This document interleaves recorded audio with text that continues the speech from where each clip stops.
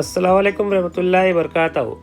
अज़ीज़ तलबा तालिबात, हमने जमात हजतुम मज़मून साइंस सबक नंबर 2 सेहत और अमराज के लेक्चर नंबर 1 में सेहत का तारुफ और लेक्चर नंबर 2 अमराज की किस्में, जिसमें हमने मर्ज़ की तारीफ़, अमराज की दर्जाबंदी, तवील मुद्दती अमराज और शदीद मुद्दती अमराज, साथ ही तवील मुद्दती अमराज की तारीफ़ और आपकी दरसी किताब के सफ़ा नंबर 6 पर पूछे गए बताइए तो भला के 3 सवालात के जवाबात आपको समझाए गए थे। आइए हम आज के लेक्चर नंबर 3 में चंद मुताद्दी अमराज के बारे में आज हम मालूमात हासिल करते हैं। अज़ीज़ तलबा तालिबात, मेरे चैनल को सब्सक्राइब करें और बेल आइकन पर क्लिक करें ताकि मैं जब भी नए एजुकेशन वीडियो अपलोड करूं आपको इसका नोटिफिकेशन बआसानी मिल सके। तो अज़ीज़ तलबा तालिबात, आज हम दिख और यारखान, ये 2 मुताद्दी अमराज के बारे में आज हम पढ़ने वाले हैं।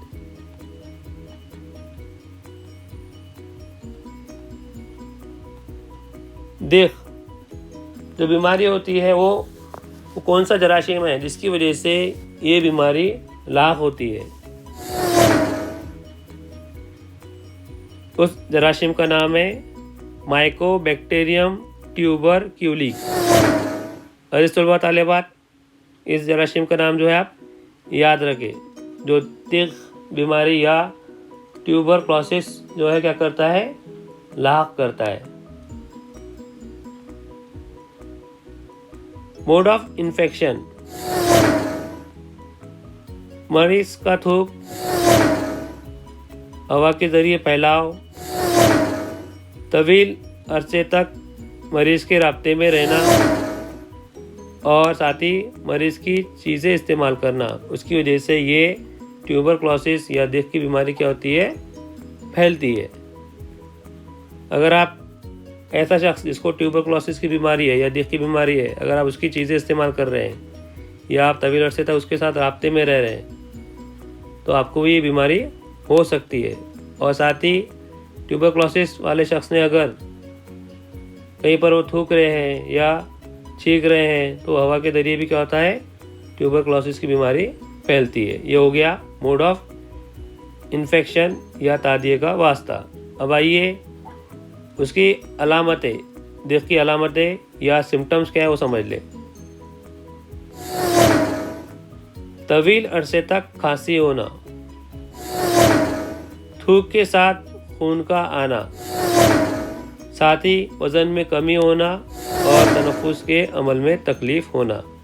तो ये ऐसी कुछ अलामतें, सिम्टम्स हैं। अगर किसी शख्स को अगर तवील अरसे तक खांसी रह रही है, थूक के साथ खून आ रहा है, वज़न में कमी हो रही है और उसको तनफ़ुस के अमल में या ब्रीदिंग में प्रॉब्लम आ रही, डिफ़िकल्टी जा रही है, तो शख्स को ट्यूबरक्लोसिस की बीमारी हो सकती है।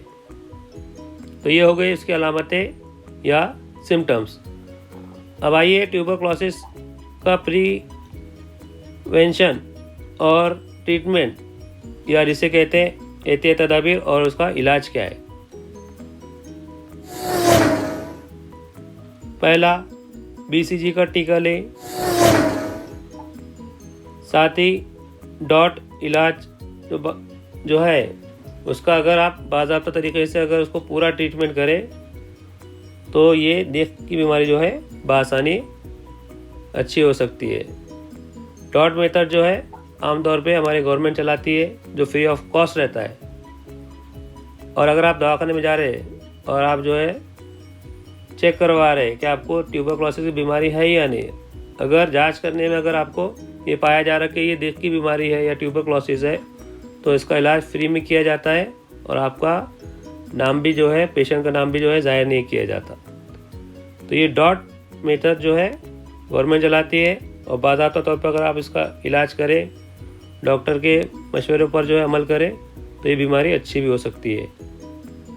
साथ ही आपने देखा कि बचपन में आमतौर पर बच्चों को BCG का टीका दिया जाता ताकि उन्हें मुस्तकबिल में ट्यूबरक्लोसिस की बीमारी ना हो। साथ ही